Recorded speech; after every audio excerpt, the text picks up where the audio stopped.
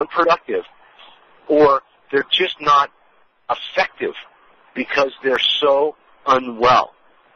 And that is a very real statistic. There's detailed analysis around this. And the reason I mention it is not to kind of introduce that topic, but it speaks volumes to how terrible the health of our culture has reached, that there's actually something called presenteeism.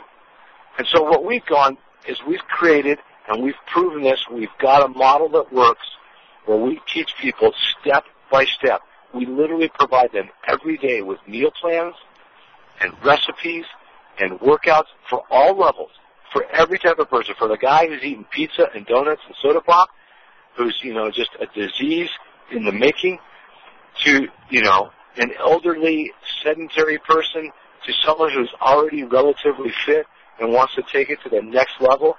Our program is designed, it's scalable, and it's customizable based on the input people put in through their wellness lifestyle, behavior choices, to identify what level they should receive information, and then it gets pushed to them on a daily basis. It's a fantastic program. But more importantly, I'm not trying to hype our program or promote it, although I am. The main thing is I just want to get the word out to people that, people talk about being overweight and they want to lose weight, and it's not about losing weight. It's about gaining health. And we have to realize that,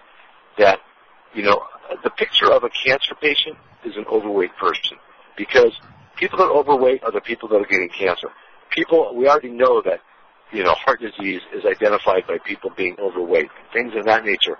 So we have to own this. We have to take ownership. We talked earlier in this call about accountability. People think that medical science is going to bail them out from their terrible lifestyle choices, and it's just not true. Yeah, so I'm going to stop there.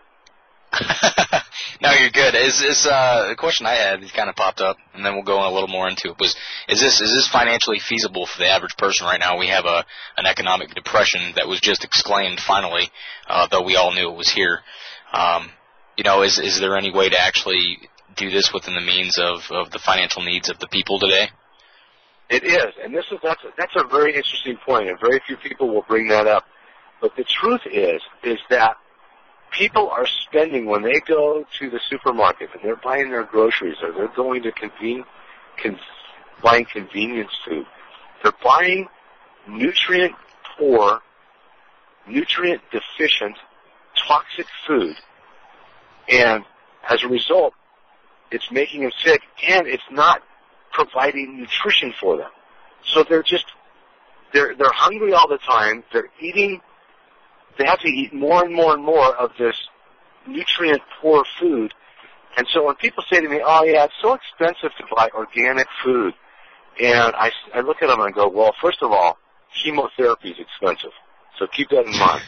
And number two is all you have to do is stop buying snack food that's non-nutritious and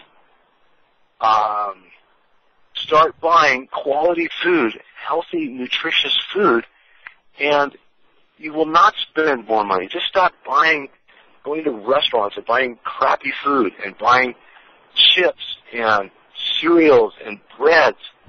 I mean, if I were to say one thing to anybody out there, is that if you stop eating grains, which is a heavy thing to tell somebody because it's not easy, but grains are what are causing us to get one of the main contributors to being overweight and so sick, is the fact that we eat so much grains. And so, that just blows people's minds that, eating cereal for breakfast, bread at lunch, and, pasta for dinner is killing us. Literally, it's killing us. So, yeah, Justin, I'm about to go into an area where I'm afraid I'm going to drop this call. Okay. So if there's anybody that we can take a quick call that wants to talk, or you want to ask me a further question, because I think I'm going to have to kind of check off here, because I'm on my phone in my car, and I'm about to leave an area, and I think I'm going to drop. So I just wanted to give you forewarning. So. No, it's fine. I just had one last quick question and then you can go off and do your thing. I greatly appreciate having you on too. I wanted to ask if Max Gerson or any of them was a huge influence on you in the process of what you guys worked on and doing, or if you even knew about him. Gerson and the cancer therapy? Yes. Is that who you're talking about? Yes, sir. Yeah, they nailed it, and they nailed it 50 years ago, or 40 years ago, whatever it was. I mean, they were on this, and they know this inside and out. And the thing we have to realize, too, is that when you're trying to restore someone's health that's very ill, like with cancer or some autoimmune disease, you should be able to give them whatever you'd give a healthy person.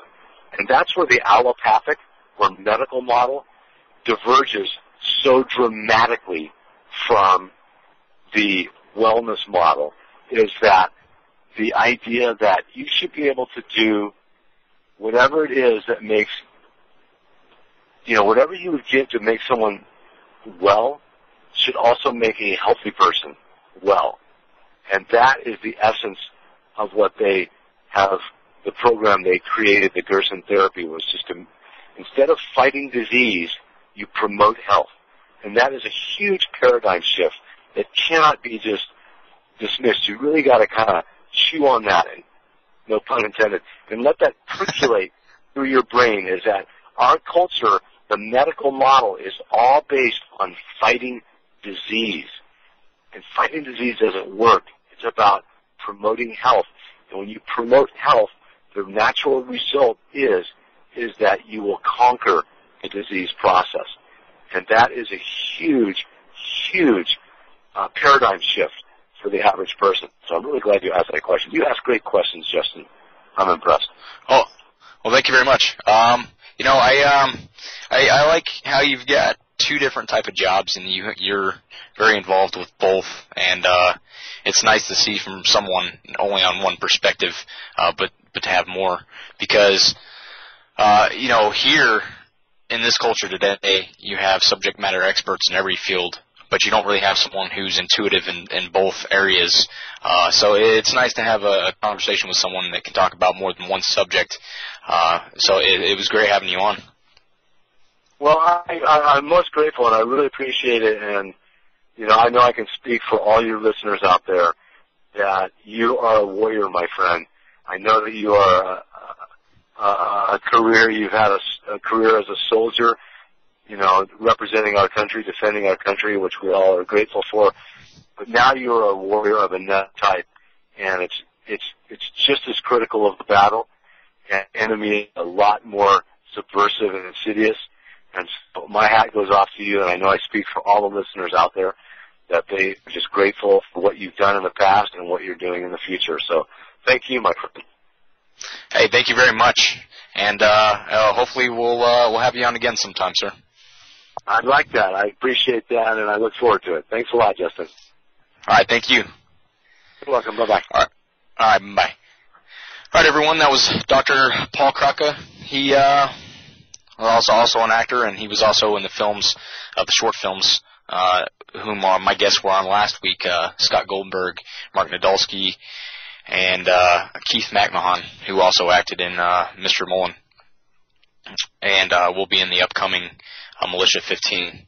So it was nice to have him on. I wanted to have him on specifically because he has a little bit of the film career, and he gave a different perspective, one that, we always talk about, the indoctrination of the people, and I like how he held accountable the people more so than the industry, because it is, as he said, an industry for making money, while, those people who have mass amounts of money, as we've seen, want the power, so they help and funnel in their agenda too. And I think there's a little bit of both of that. I mean, who's going to say that The Matrix wasn't specifically about this world that we live in today?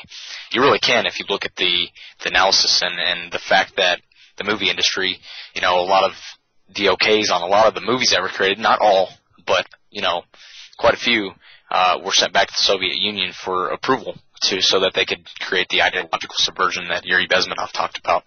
So it's very important, and I like the other aspect. It was nice to find that he was a doctor and very adamant about people's health, because right now in today's world.